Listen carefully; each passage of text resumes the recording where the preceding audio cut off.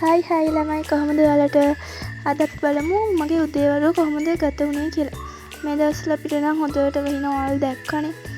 ඉතින් මං උදේම බයෝ වල ප්‍රැක්ටිකල්ස් කියන්නේ ඒවා එක තැනකට ගන්න තමයි හදන්නේ. එතකොට අපිට ප්‍රැක්ටිකල් පාඩම් කරගන්න ලේසියි නේ ටික සේරම. ඉතින් ඒක තමයි මම මේ දැන් මුලින්ම කරන්නේ.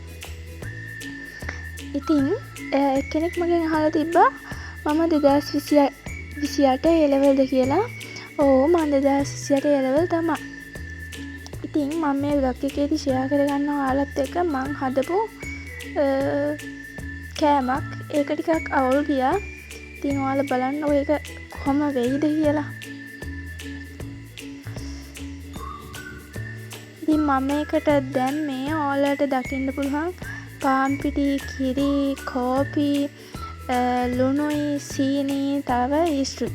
ඉතින් මේ වගේ බෝලයක් හදාගෙන ඒක හොඳට තුනී කරලා රවුම් හරි ඔයාලට කැමති විදිහට කපා ගන්න තමයි තියෙන්නේ.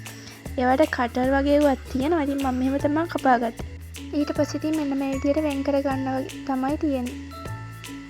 ඊට පස්සේ ආවන්න එකට දාලා බේක් කරලා මෙන්න මේ විදිහට තමයි මගේ ඒක චුට්ටක් තින් හයි ඊස්ට් මදිද කොහෙද. ඉතින් ඊට පස්සේ මට රෙකෝඩින් එකක් අහන්න තිබ්බා. ඒක තමයි මේ මං අහන්නේ. බලන්නකො ඉතින් උන දේ මට කරන්ට් කියා. ඔයාලටත් ඔයාලගේ ගෙවල් වලටත් එහෙමද හිතූ ගමන් කරන්ට් යනවාද? ඉතින් ඒ වගේම තමයි මගේ channel එක subscribe කරන්නත් අමතක කරන්න එපා.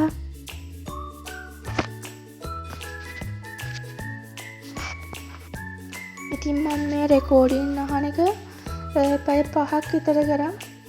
ඉතින් උදේවරුවෙන් භාගයක්ම උදේවරුවෙන් නෙවෙයි දවල් වරුවත් තුනා කොහොම හරි දවසෙන් භාගයක්ම වගේ මම රෙකෝඩින් අහන එක තමයි කරේ.